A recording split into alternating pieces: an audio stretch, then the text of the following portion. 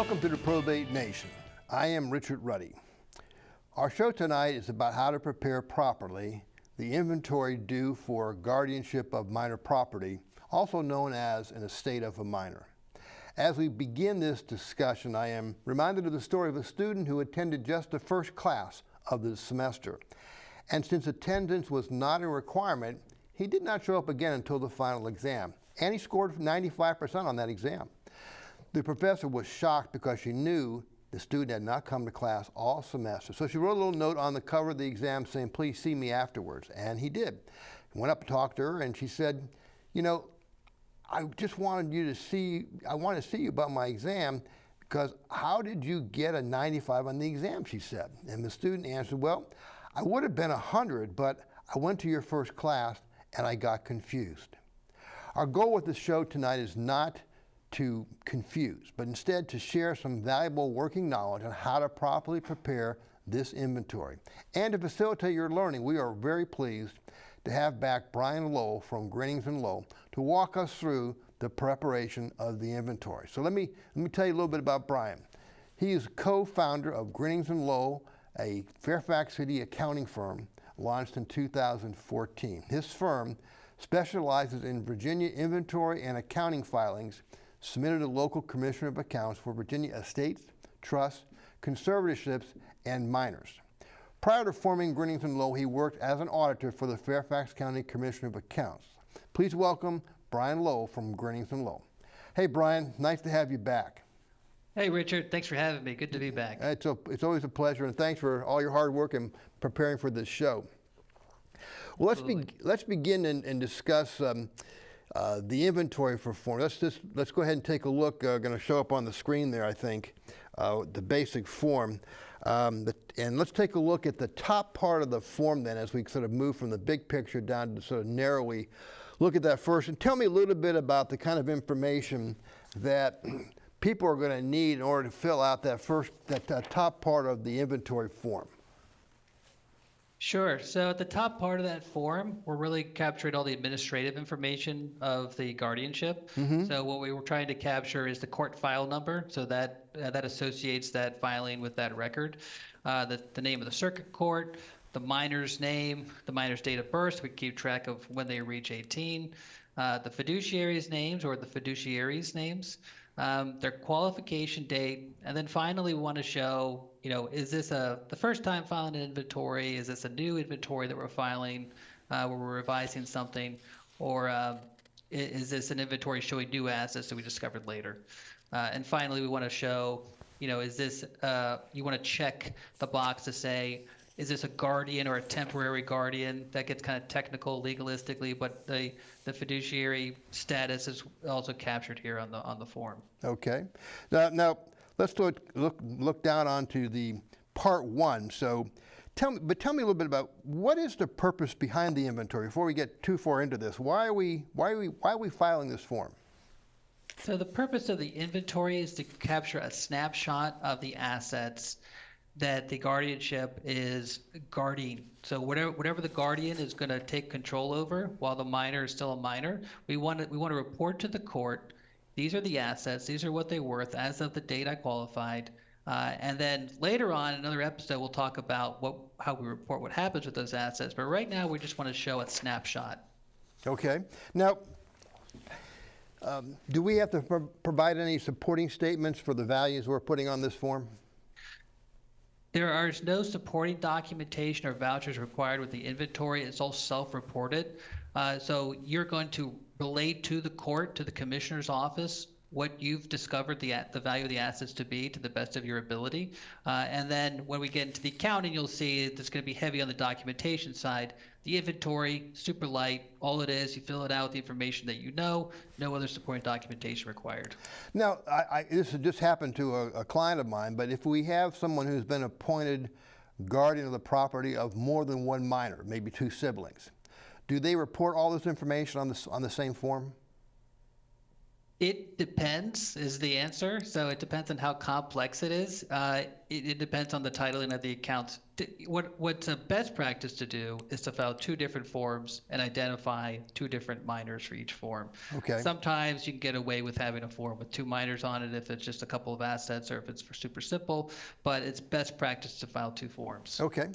All right, so let's go ahead. We're gonna take a look now on the minor's personal estate under control, which is part one of that particular form. So what types of assets, as we show you the screen, which is a fairly blank screen, what type of assets typically go here in part one? So the personal estate, you can think of it as all the stuff that the minor has, that the minor's receiving, that you're going to take control over until they turn 18. And typically what that takes to form of anything tangible, so tangible assets that they received a car that they can't yet take control over, or something physical, stamp collection, coin collection.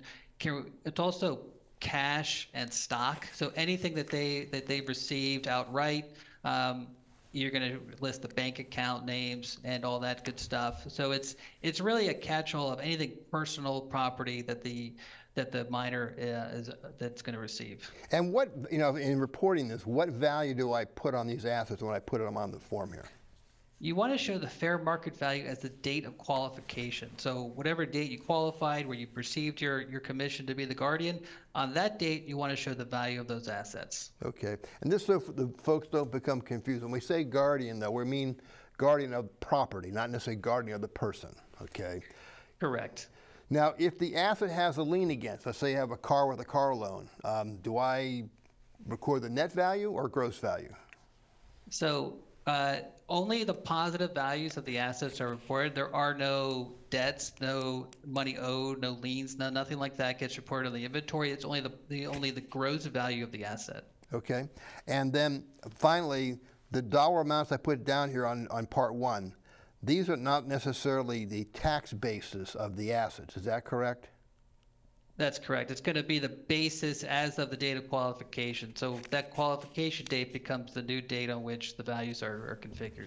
Okay, so let's go ahead and start talk about how we report some specific assets. Okay, so we're going to have a series for our audience. We're going to have a series of PowerPoints where Brian and I are just going to talk about these as they go along. We're not going to rotate back and forth. We're just going to go through several of these things. So let's just take a look at cash accounts. Okay, how do I report a cash account?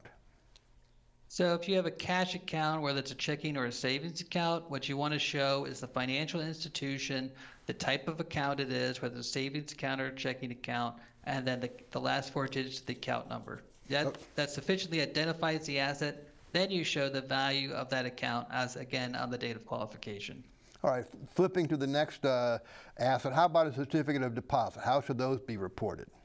Very similarly to a cash account, financial institution, the fact that it's a CD, the term of the CD, whether it's a 12-month, 48-month, whatever, the last four digits of the account number. All right, so how about brokerage accounts that are not retirement accounts? So these are your investment accounts that are not IRAs. These are just regular plain brokerage accounts. How do we report those? So this is where it gets a little tricky for some folks. So you're going to show, again, the name of the financial institution, but you're going to have to itemize each asset held within that account. So each stock, the cash account separately. For the stock, you want to show the name of the security, the number of shares, and the price per share as of the date of qualification.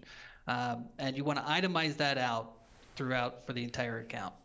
So in doing that with the inventory, typically you can get the brokerage house to give you an itemization for you in a list that you could attach to the inventory. Is that true?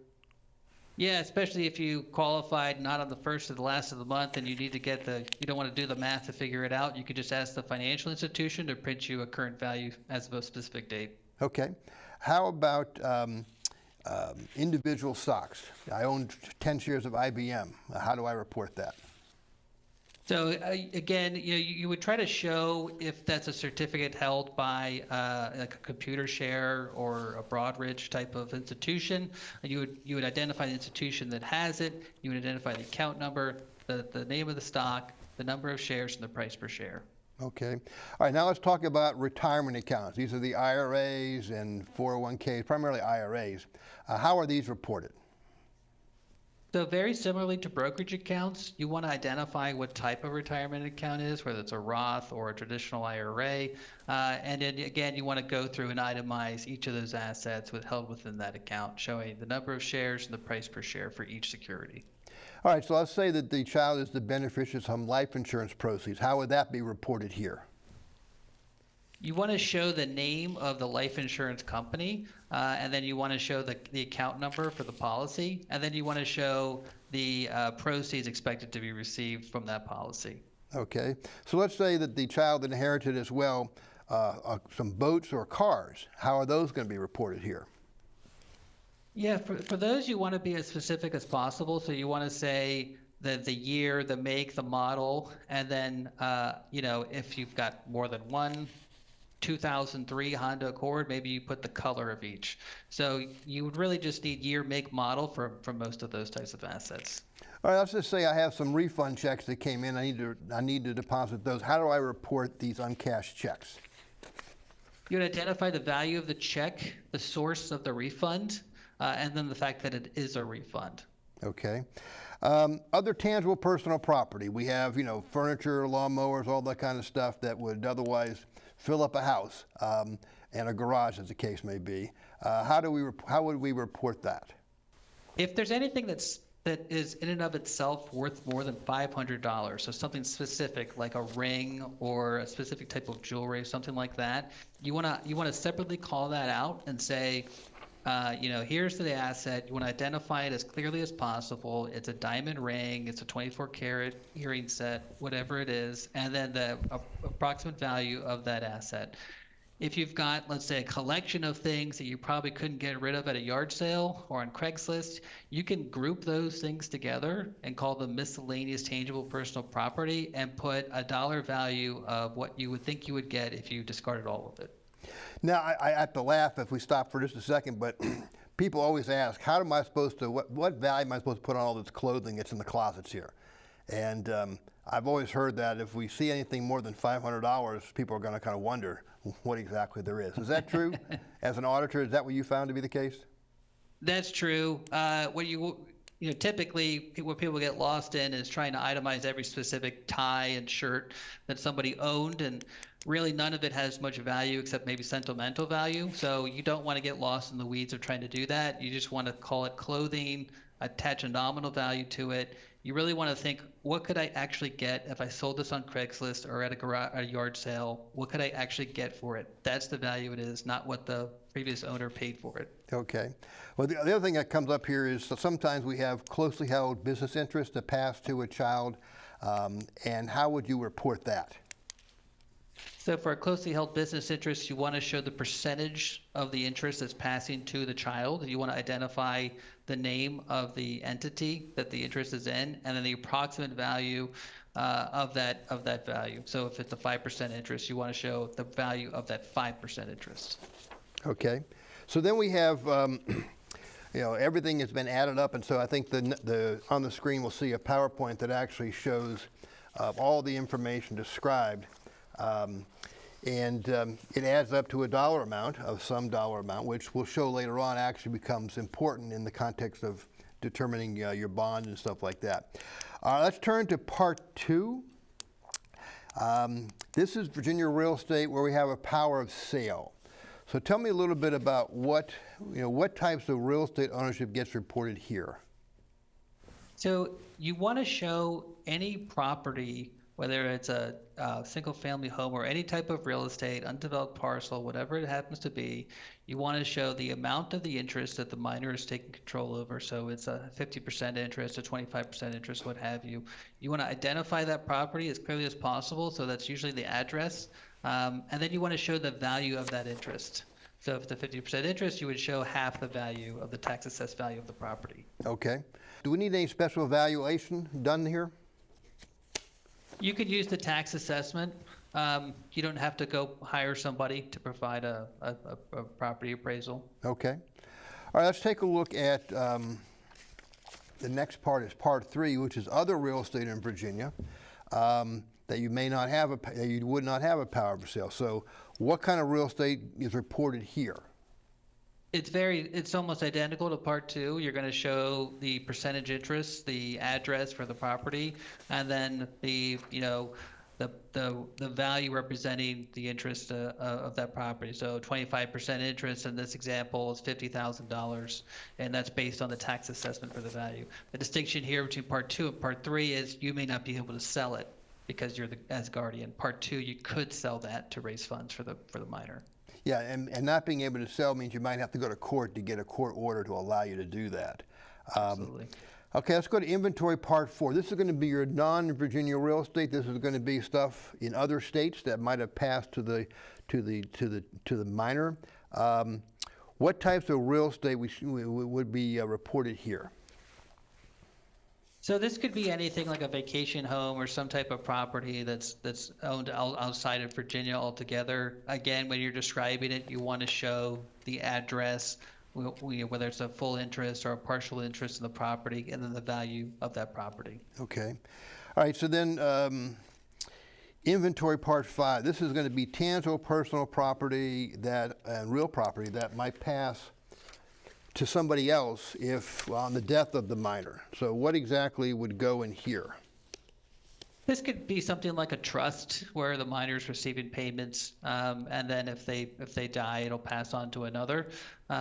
You want to show, again, the value of the interest in whatever that income stream is or whatever that property is.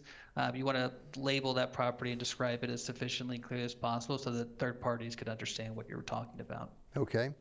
How about the next thing is part 6 in the inventory is periodic payments from the U.S. government. So what gets reported here? So here you want to show any sort of Social Security income or any sort of veterans affairs benefits or anything that might pass to the minor. What you want to describe the source of the income, and then you want to show the annual value of that income, and you can use an approximate value. So if you're receiving $100 every month, you would show $1,200 as the total annual value of that income. Okay.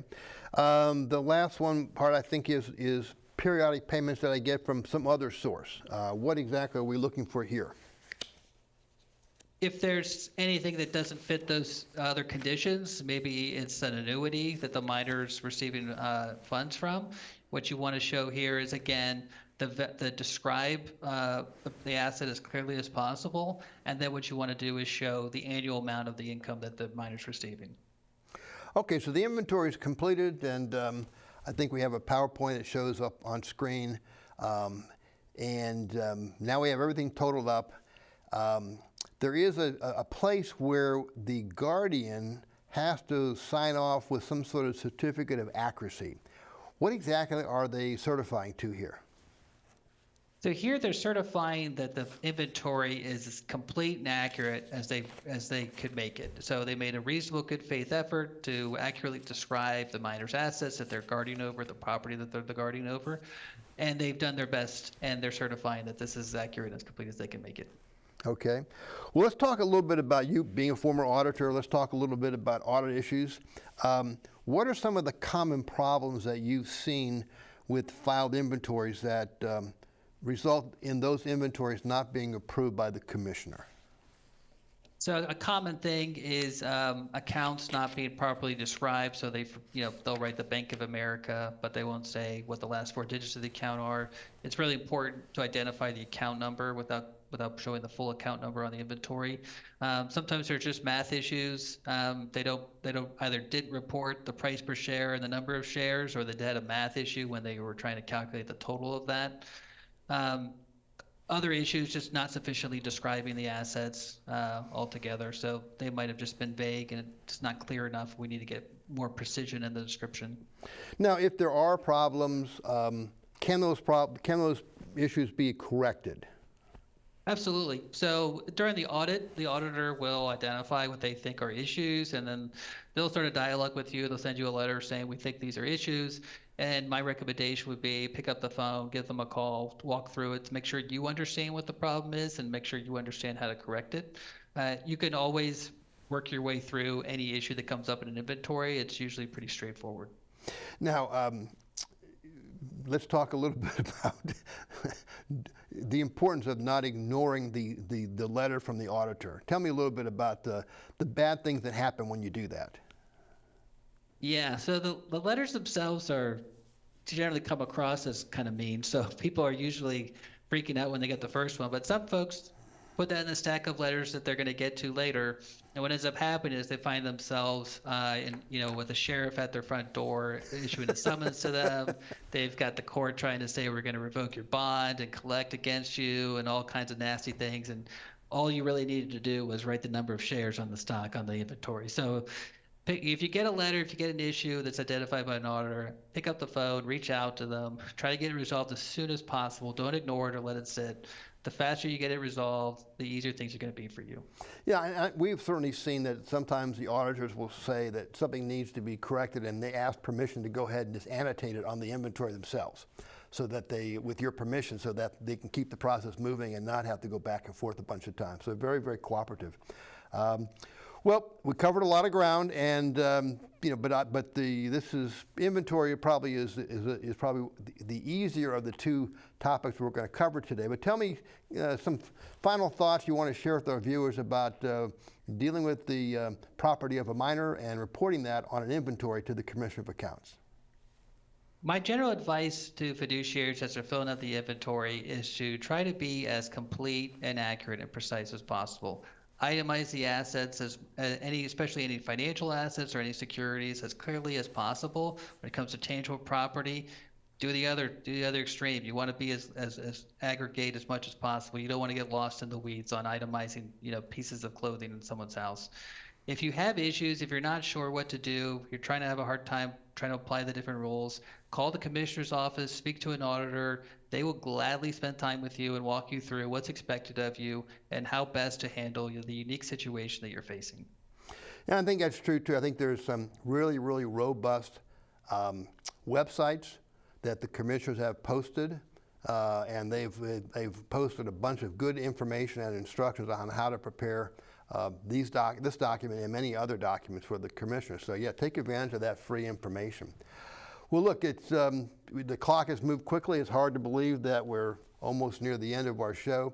I want to express my appreciation again to Brian and Grinnings and Lowell and Tim, his partner, for over the years. Those guys have been just a great resource and have been so generous with their time and helping to educate people. So I want to again express my appreciation for that great, valuable service you guys extend to the community here in Northern Virginia. Happy to do it. Thanks, Richard. Appreciate it. You are very welcome. For those of you inclined to prepare on your own the inventory for the estate of a minor, I hope this show answers your questions and gives you the confidence to prepare that inventory. However, as Brian pointed out in his remarks, and I want to stress, if you get a letter from the Commissioner's office telling you of an error on the inventory, do not ignore the letter. Deal with the issue promptly. And if you find yourself baffled as to how to respond to the commissioner, reach out to an attorney or an accountant who have handled the preparation of this particular inventory for guidance. All right, friends, this brings us to the conclusion of our show. I hope you found it helpful. Replays of shows can be viewed on the Probate Nation website and YouTube channel. And if you want to receive monthly estate administration and probate tips, please sign up for the free Probate Nation newsletter. Until next time, I am Richard Ruddy, and this is the Probate Nation.